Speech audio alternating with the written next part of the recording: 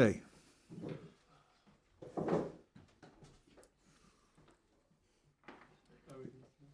There you go ahead.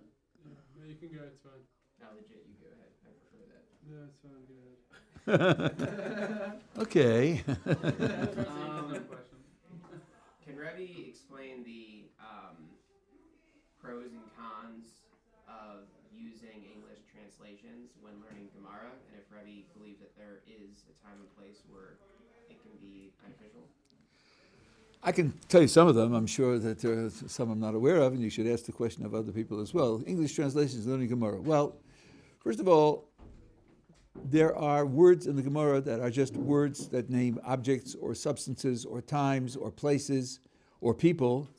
And what would you do if you didn't use the English? You'd use a dictionary, you'd look it up and read the English in the dictionary. So you're using the English no matter what you're doing. So you can't avoid it. If you don't know Hebrew or you don't know Aramaic, you're going to have a translation. So whether you have it in a concentrated text so you can look back and forth and get it right away, or take the time to turn the pages in a dictionary, you are using the English. There's no other way to do it. And if you sit in a shiur and someone's teaching you, he's going to be translating the words of the Gemara into English. That's how he's going to explain them to you. So I don't think it's possible to avoid translation. You should be aware of the weaknesses of translation. First of all, the same word in different contexts can have different meanings. So if you're in a particular context and the word is davar, and he translates the word davar as thing, which it can be. In another case, davar can mean word. And in another case, davar can mean principle. So if you're thinking, okay, he translated for me, I can write down my dictionary and get it, that probably won't be right, because in different contexts it'll mean different things. And you have to learn that as you go along. Translations always will be misleading to some extent. Second of all, when you read a translation, you have to ask, why did the translator translate that way? Was he translating the text for someone who wants to read the text through in English? Like, for example, a translation of the Chumash. Right? The person wants to know what's written in this week's Parsha, and isn't fluent in Hebrew, so he just takes the English and reads only the English. Well, then the words have to make sense. The sentences have to fit together. They can't jump from topic to topic, so that to him it's a jumble. And sometimes the translation is used in such a way as to make it easier to read and make sense out of just reading the English. That's not the same as translating it word for word or phrase by phrase. It's not the same purpose. That's one of the reasons why, for example, we use the art school because somebody gave us 50 copies. But when I teach out of the art school, I replace their translation with a literal translation, and then I explain why they translated the way they did, because they were facing certain problems and they made decisions along the way. But it's much more enlightening to see the literal and struggle with it and then figure out what you can do about it than it is to see the finished product. Living Torah by Aryeh Kaplan, he wrote into the English translation many of the rabbinic comments. So you get a much more valid understanding of the meaning of the text, but you don't know where it came from. You yourself have no clue how he got to that. So it depends on why you're reading the text. In Gemara, you ought to be using the English as a bridge to getting to the point where you don't need the English anymore. Now, some words appear over and over and over again. So, after the time, read Baruch, and then the Shemona Esrei occurs 20 times, so you're 20 words ahead. You know what that word means, and you've got it across the board. The Gemara is like that also. But it's a long, arduous process. Now, I shouldn't, it was for me. I happen to be very poor in languages. I don't have a linguistic intuition. I don't have a linguistic memory. So maybe it wouldn't be so hard for other people. But you can't avoid using translation because otherwise it's just Chinese. That's good. Quick follow-up on that. So if you're learning a sugya and you have Tosfos brings down this Gemara, that Gemara, this rishon brings down this source, that source. So I think there is a lot of value and importance in, if you're trying to learn this particular Tosfos or this particular rishon on the thing that you're doing in shiur, you should kind of, if you need to use an art scroll or something to fill in, a word like you would a dictionary, that makes sense. But in terms of trying to figure out the structure and trying where you put the punctuation essentially, and the ideas, I think that it makes sense there to, kind of sit with it and struggle a bit to try to make sense. I think there's you learn a lot from that. But if you're trying to reference another source, I think it could be very difficult for a person to then, before I move forward to the next line of this Tosfos, let me go and learn an entire Amud or entire Daf of Gemara and understand where that's coming from. So I have to go to the Mishnah. There's a lot there. So I think using Art Scroll or something like that to get yourself more familiarity with what's even going on, it's completely separate from Masechta, makes a lot more sense rather than just using it as a dictionary. I think that's right, and I think that even to in the beginning when you're starting out to read through to get the idea of what's going on. I mean, what would you get in the shir if you're really starting out in Gemara? Wouldn't that be what the teacher's teaching you? And he's talking to you in English. So you're not avoiding English by using a Hebrew text if the teacher's going to teach it to you in English. It's all going to come to you in English anyway. And now in Tosfos, there's two different opinions. One is if he brings a source, he's quoting from the source, you won't understand what he's bringing it from unless you go back and see the context. That's true, but there's another truth. There was a fellow here, Heshi Weissman, who had a kotel here in Ohr Somayach, and I joined him for a year and a half. And one of the things he taught us to do is read a rishon fast. What do you mean read it fast? Every word was chosen by the rishon. Every word is carefully chosen. That's true. That's true. Every word was carefully chosen. So if you read it fast, you won't get it all, right? And some of the things you get might not be quite correct. That's true. But there's still a point in reading him fast because you can locate where he's coming from. And you read three rishonim and see they're coming from three different places, then you know, okay, there are three different perspectives on this Gemara. That much you get. And if this one says it's usher, this one says it's mutter, you know they disagree about the outcome. That you get. That general orientation is worthwhile having. Then you decide what it is you want to invest in to understand carefully, and you go back and you read it word for word. It took me a year to learn how to do that, because I was going word by word, trying to figure it out word by word. It's good to have both talents, not to be stuck in a one-dimensional approach to these things. So that's another factor. Now, different people learn in different ways. I wouldn't say that because I do it that way, other people have to do it that way. Different teachers will teach in different ways. But to the idea of leaning on English, there's no alternative. Yeah, you got a question? So it says quite a few times, or at least more than once, that we're going to be few in number, and that's like a central idea about the Jewish people. But then it also says we're going to be as many as the sand on the earth or something, and the stars in the sky. So doesn't that seem to be contradicting ideas? It doesn't say we'll be few in number. It says that as compared to the other nations of the world, you are few in number.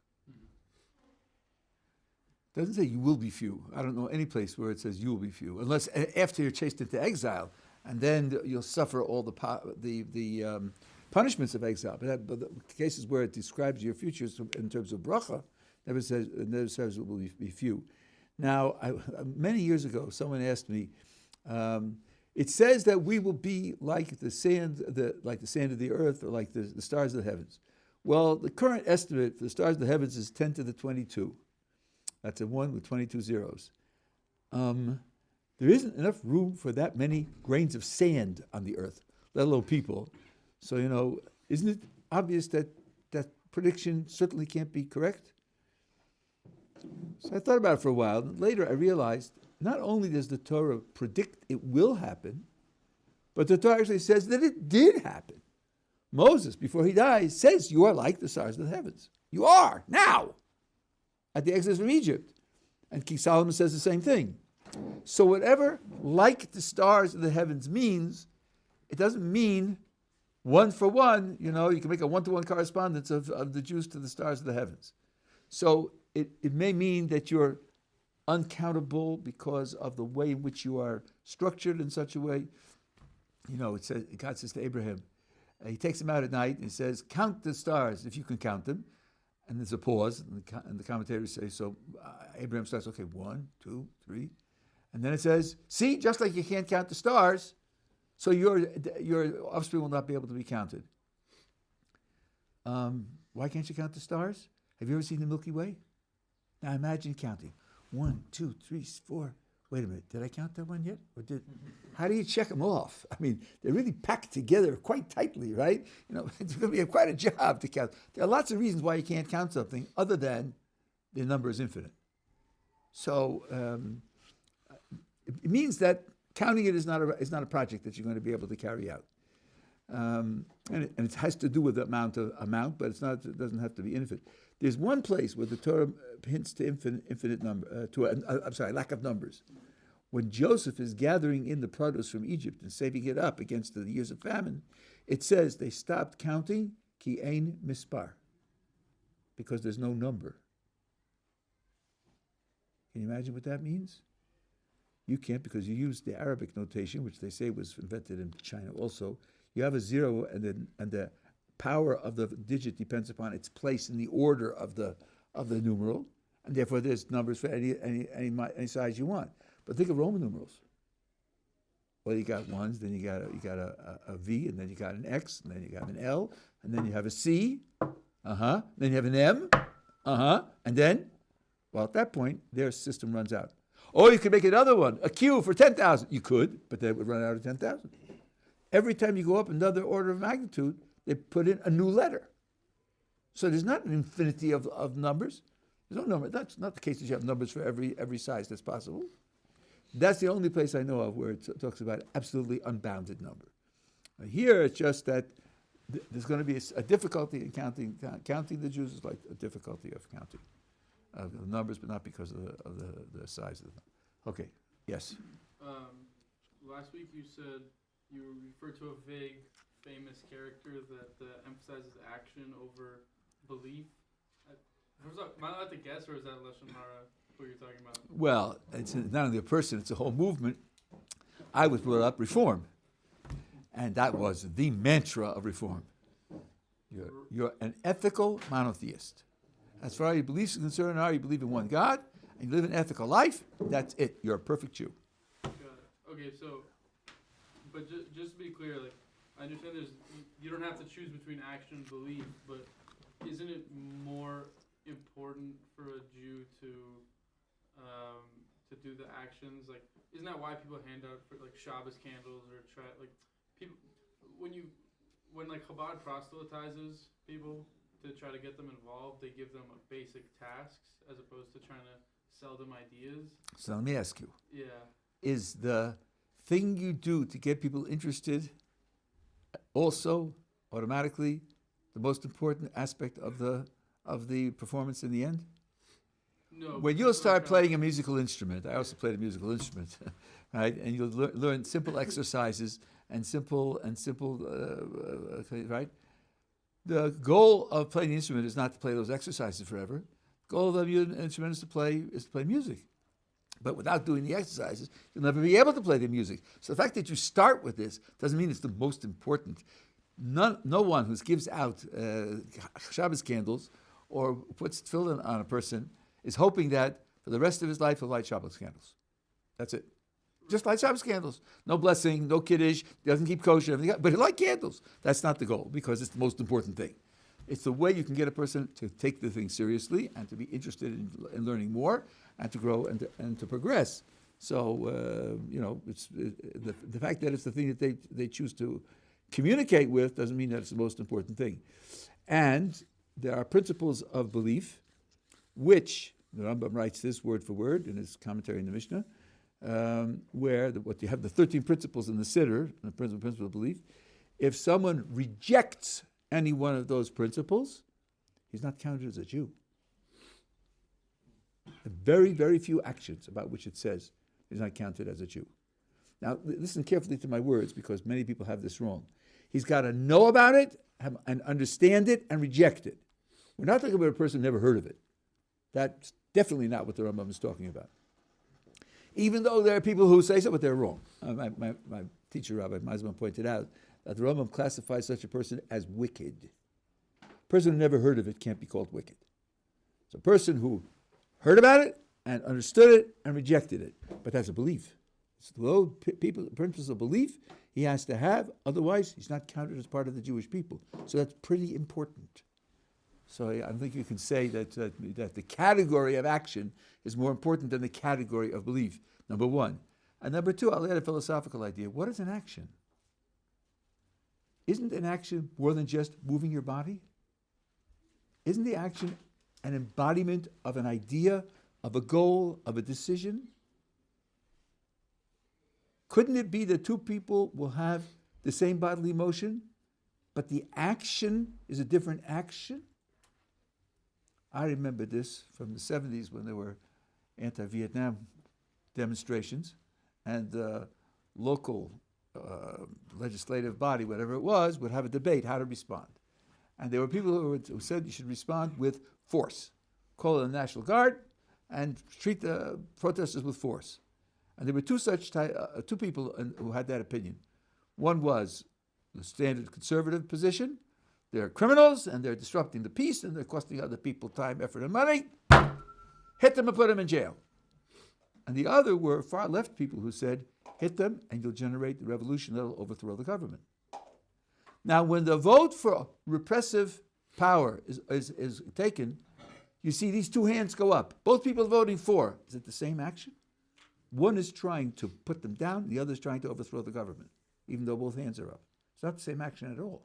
An action isn't the motion of a body. An action is a thought and a goal put into the expression of a bodily motion.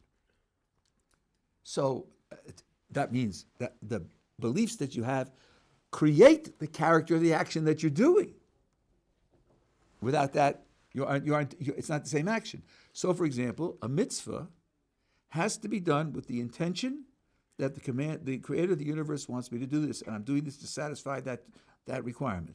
If he doesn't have that concept, then he's not done the mitzvah. So I'll give you, there's a Mishnah that has a very simple example. You need new tefillin. And the guy's selling tefillin, he's only going to be there from 7 to 7:30. You're diving at 8:30 minutes, but he's there. So he said, listen, can I buy a pair of tefillin? He said, well, try these on. So you try them on. Wow, they fit perfectly. Great. Take them off. He said, yes, you pay your money and you buy a tefillin. Have you done the mitzvah of putting on tefillin? Not at all. Because you were just trying them on. You weren't doing it in order to perform the mitzvah. So wrapping it on your arm and pushing it, putting it on your head isn't doing the mitzvah of tefillin unless you have it in your mind that I'm doing it to fulfill the obligation that the creator of the universe put on me. So the beliefs you have in your mind change the character of the action. So you can't talk about action versus beliefs, because your beliefs and your values are part of your action. The whole thing is philosophically incompetent and Jewishly incompetent.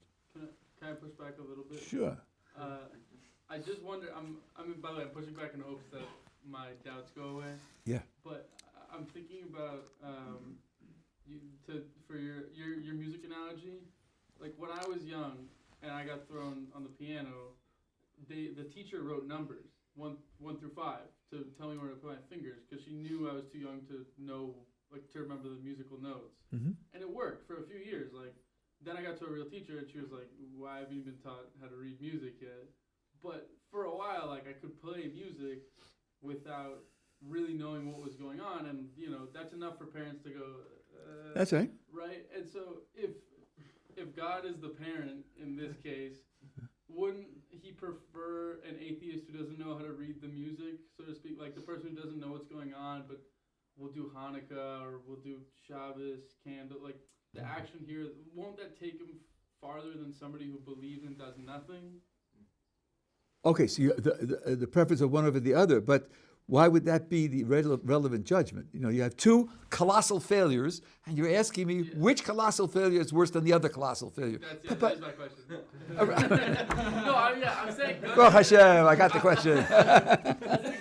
Yeah, but what's the importance of making that judgment? You wanted to talk about what counts as a complete performance, not to be the relative horror of two colossal failures. The point of the Reform movement when I started out was you're a complete success if you're an ethical monotheist. There's nothing else to do. That is a complete tragic mistake. Right? In other words, what's worse, heart failure or a brain tumor? I don't know, but I want to be healthy. This is clearly better. Well, I don't, a person who has all the beliefs and does nothing is rebellious. Yeah. Person who does the actions and has no beliefs isn't rebellious. So if you look at his insides, if you look at the state of his soul, yes, rebelliousness is worse. That's true. But why is that relevant to judging what it is I should set myself to accomplish? It's not relevant. You have to accomplish both. I was thinking more on a rainy day, saying everybody. I'm saying ebbs and flows. Sometimes people fall off, and I was wondering which one's worse. Okay. Lack belief or action. So I think you answered it. Okay. Yeah. Thank you. Yeah. Can the rules of like lashon hara apply? I know it applies to individuals, of course, but can it apply to like a group Absolutely. of people, an institution? Absolutely. In fact, the spies who came back from scouting out the land of Israel and brought back a bad report are accused of that category of mistake. It was about the whole land. And indeed, they say, I heard this from Mendel Weinbach, one of the founders of Ohr Somayach, you're spending time in Israel, and if you go back, to America, to ask you, how was it? You have to be quite careful about saying things critical about the state of life and the state of the culture and so forth and so on. And you can very well understand that there are candidates for this. There are things here which, rub people the wrong way, but saying them is quite difficult. In fact, as the Gemara says like this, one of the great Talmudic sages had I guess you call it a school. He had a group of people who were studying with him, and it said that in the wintertime you'd make sure to sit in the sun, and in the summertime to sit in the shade, because one second. Wants me to. You're right. Okay. No. Try this again. Resume basil. Yes, resume basil. Basil. Yes. Okay. So he said, and they said, because if you will leave the land of Israel, people ask you how it was there, you should say it's comfortable. And you should make yourself comfortable so that you can say that it's comfortable, so you won't say it's uncomfortable. So there is such a thing as groups. And of course, a lot of that is on groups. Yeshivat Ohr are like this, or Ashkenazim are like that, or Hasidim are like that. People talk like that all the time. I was going to say, how do we... Because, there's a lot of critiques that go on a lot of time when you're in an environment like this. Critiques of Reform Judaism, Conservative Judaism, other religions, other people, politics, all this stuff. Yeah. It's like, how can you responsibly critique it without getting into the territory of just bashing and being lashon hara? I don't know. Okay, so I'm not a posek. I don't know, and I can't speak out the actual details of the laws. I can tell you a couple of things. First of all, any critical statement that's made to improve somebody's behavior or to save him from some pitfall is not called lashon hara.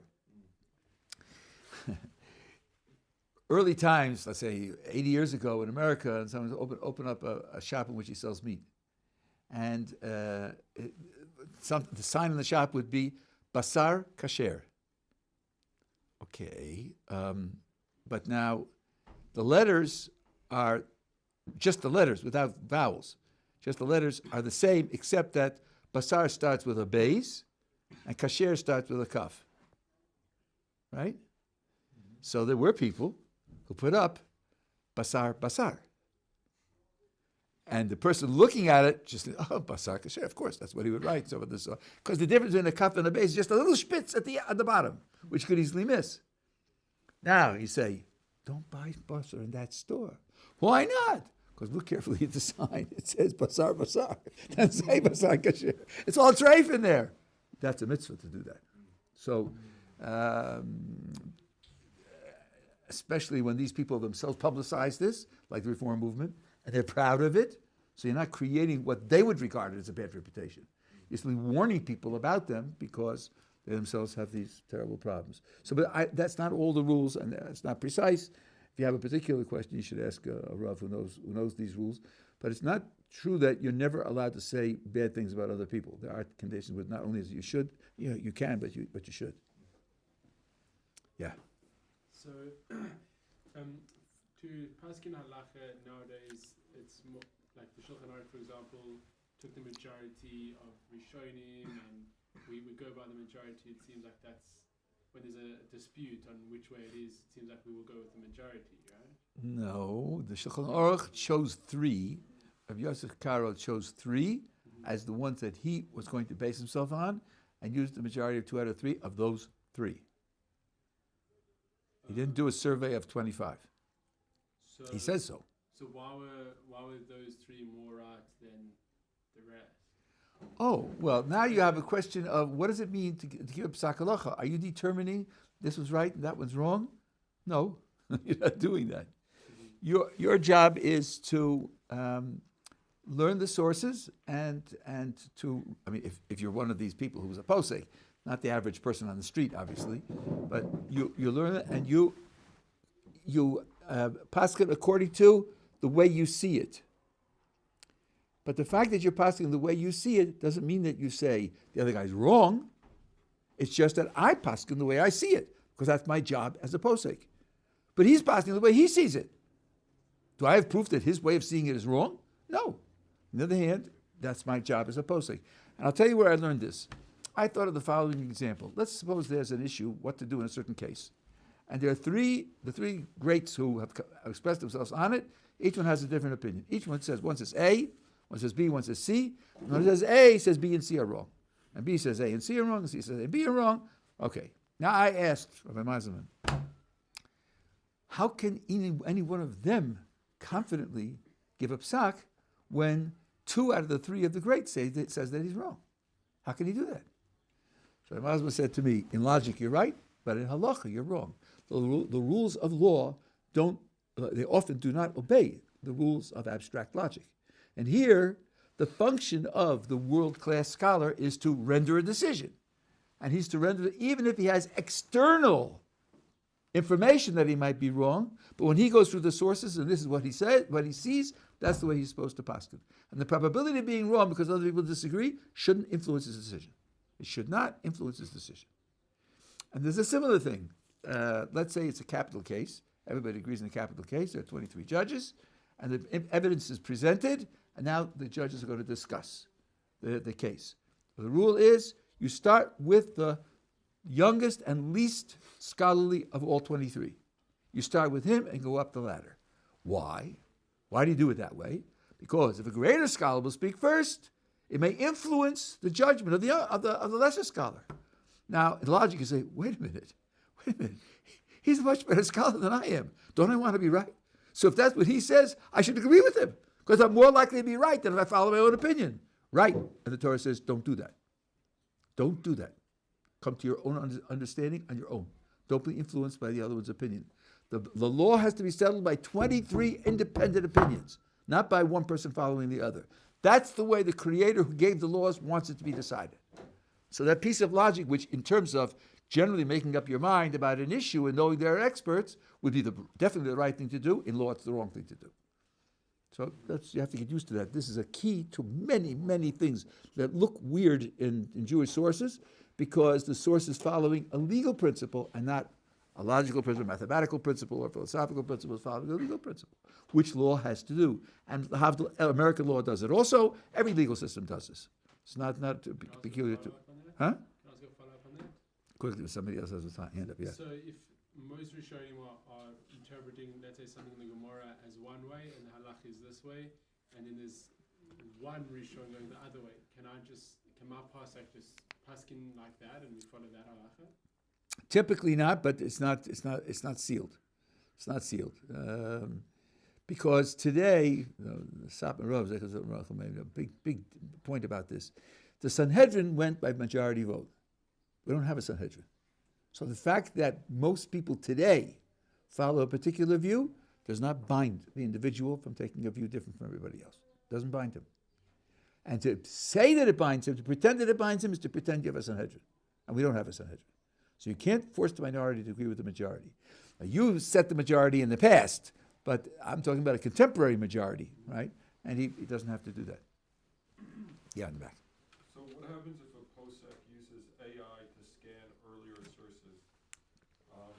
Discard him. Discard him. They can't use AI at all? Absolutely not. Have you used AI? I use AI all the time. The number of mistakes that it makes. Stupid mistakes, and over again. And the rest of it, AI is better than searching Google to find sources, but then you have to look them up yourself, and you have to check them yourself. And this is in secular stuff, in straightforward mathematical stuff or logical stuff. It makes terrible mistakes. Using it to scan where the sources are. So, you know what Claude says? Sometimes I hallucinate. That's what Claude says. And he's right. They make up sources. They make up sources. They give you the name of the book and the page number, and it's nothing like that. It's not there. Just not there. Just like the ones with used by lawyers. They made up references that didn't exist. They'll make up sources and Jewish sources also. So what you have to do, one way around that, is to say, give me the Hebrew passage and the English translation. Then you can check whether it's accurate or not. But you have to check. You could use it as a search, but not as a judgment. And by the way, my oldest son works with this a lot. So I said to him, all right, I'll ask it, its reasoning, how it got to that judgment. He said, you're making a terrible mistake. Because giving an answer is one program, and giving reasons is another program, and they have nothing to do with one another. There's two different questions which get two different responses.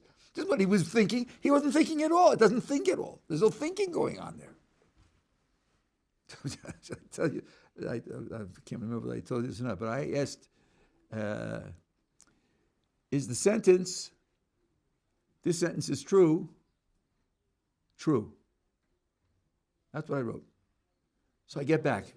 This sentence is false is a famous paradox of the ancient Greeks, because if you say it's true, then it's false, then it's true, and it doesn't have a truth value, and so forth and so on. So I wrote back, I didn't write this sentence is false, I wrote this sentence is true. I got the same answer again. It's a famous paradox of the ancient Greeks, and blah, blah, blah, blah. So I said, look, you're answering with false here, and I put true here. Oh, I'm so sorry. So I said, well, is it true? And the ChatGPT said, yes, it is true. I said, why is it true? And the answer I got was, because it says that it's true. That's why it's true. That's stupid. Why? It couldn't lie. It says that it's true. That's why it has to be true.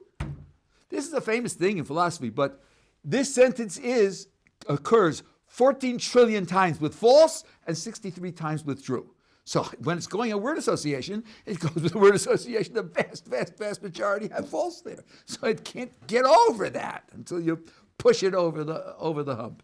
I've done this with many things. And by the way, I have a way of testing these programs that gets at their ability to understand without their going around in a circle, because I have questions that I've invented and I've answered, and I haven't published them.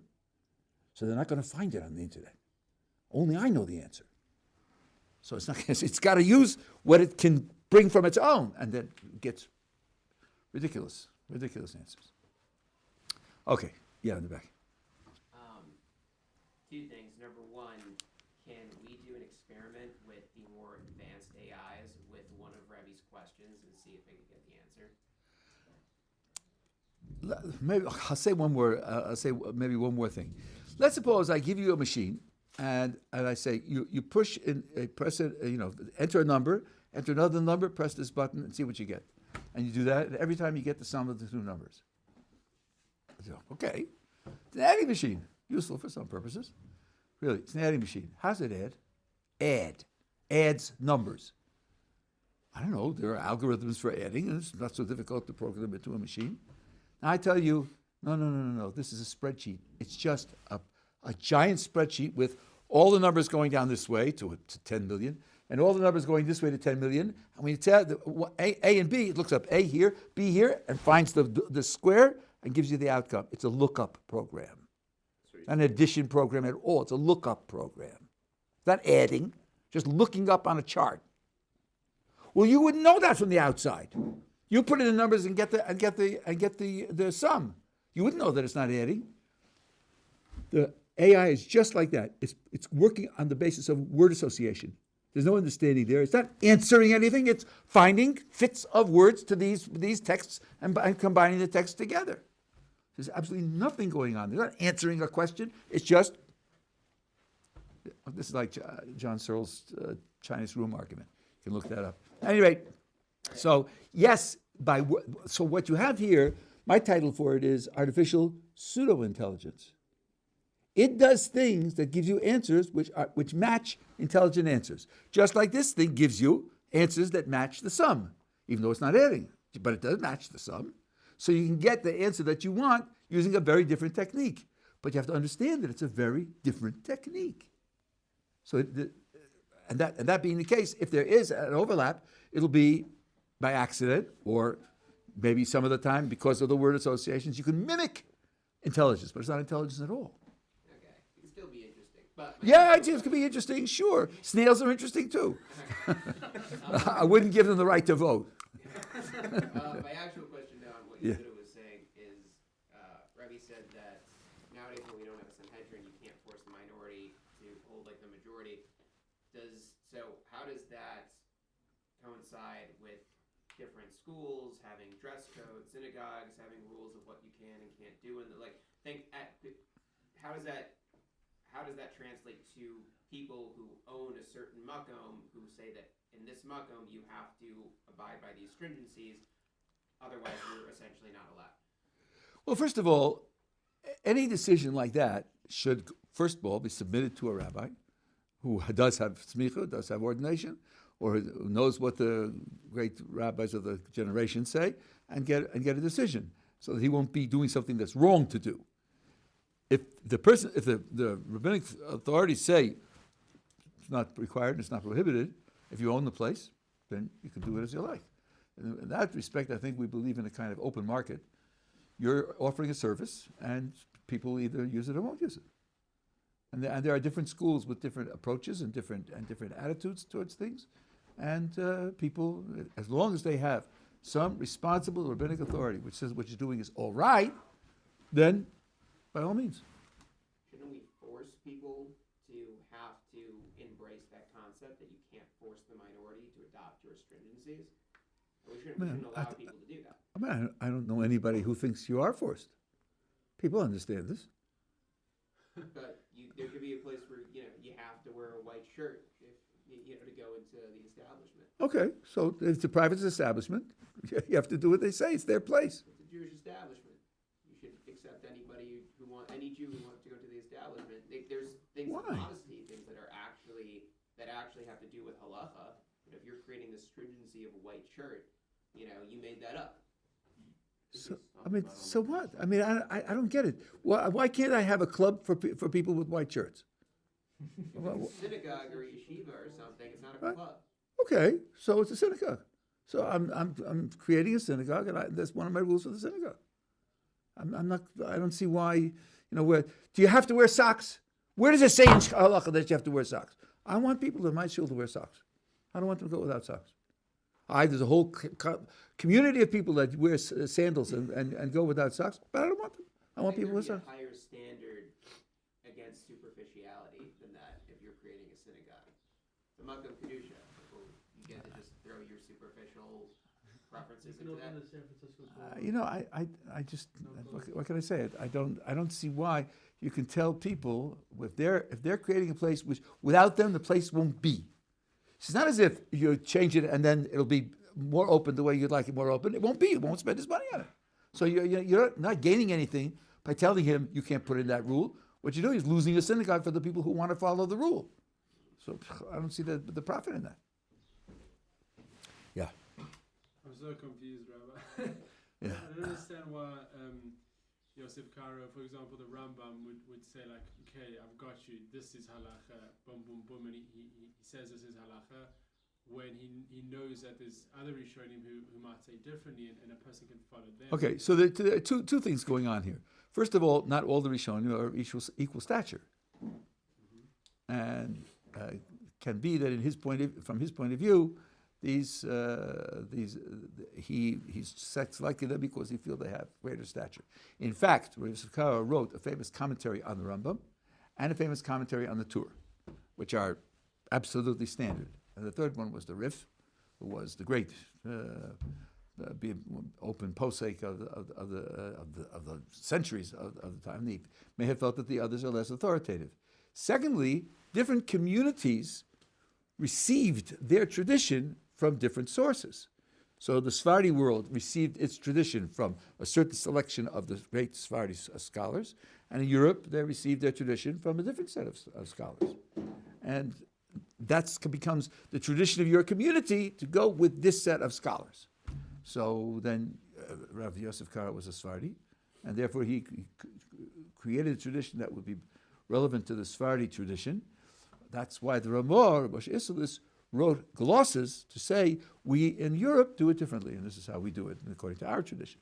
So you have them leaning on different traditions. So I can pick and choose from the Rambam and Yosef Karo, or is that not? No, Rav Yosef Karo was the one who paskined on the basis of the majority of the three, the Rambam and the Torah and the Rif. No, but I'm saying when he went with maybe the Rif, and he said, okay. Well, the truth is, now this is also important. The psak in the Shulchan Aruch is not binding. It's not binding on anybody. He put it together, but there are commentaries which reject both the Mechaber and the Ramah.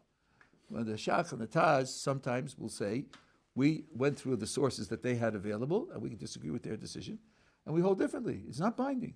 The only thing that's generations aren't bound. Well, I'll give you this last principle. I have to go.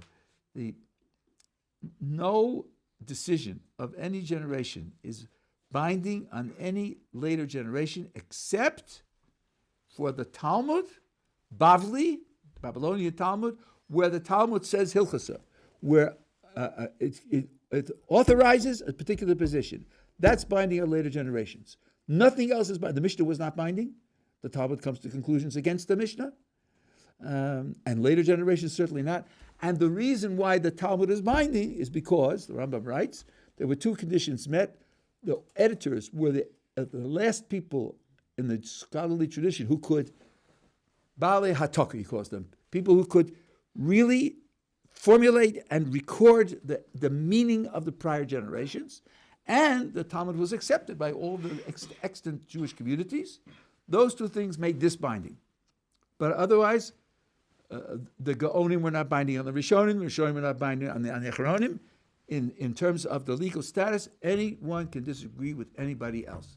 Now, it doesn't happen very often because when you look at the writings of the Rambam, you see somebody today, he thinks, I'm not the size of his toenail. So I don't want to, but it doesn't bind them. The Gra disagreed. I saw Shakasari who disagreed with the Tosfos. There are places where even Achroni will disagree with Rishonim. There's nothing, and the Rambam disagreed with the Gaonim often. So it's not bound that way. The phraseology of the Gemara is, Ein l'dayin ela ma she'einav ro'os. The dayan, the judge, only has what his eyes see. So then why is something like the Shulchan Aruch so authoritative if we can just disagree with it like that? Because, well, okay, I didn't say just agree with it like that. I didn't minimize it like that. I said it can be disagreed with because of what he said. This represents the distilled opinion of many great scholars. So you feel to go against them, I better have a lot of good ammunition. But and not many people will feel that they want to take on that responsibility. But legally, it's not required. Do we have any cases where we actually disagree with the Shulchan Aruch, or is everything in there binding? For halacha No, today? sure, of course. No, the Achronim will disagree with the Shulchan Aruch. I was learning Hilchos Tarovis, and it was either the Shach or the Taz who said, "I'm going to go through every source that the Shulchan Aruch had, and I'll show you how they should be interpreted, and you'll see that his psak is wrong." But do we follow that person who disagreed with? Yes, of course, because he's the posting for his generation. I'll just leave you with this. Let's say you have a contradiction between Maimonides and the Talmud. Okay, who wins? Talmud. Maimonides. Really? Why? Because he knew that statement in the Talmud, and he made his psak even so. So either it's not really a contradiction, you're not interpreting it right, or there's another statement elsewhere in the Talmud, and he followed that statement rather than this statement, or it isn't really a contradiction, and your logic is wrong, but you always go with the later source. It says so in the Gemara about the Amoraim as against the Tanoim. You follow the Amoraim and not the Tanoim, and that's true in every generation, because this is the latest edition. This is the latest judgment based on all the previous material. I thought that to be able to do that, to be able to, for example, disagree with something in the Talmud, we needed to cite an opinion. No, again, something in the Talmud means when it says Hilchasa, you can't disagree with that. That you can't disagree with at all. No one can ever do that.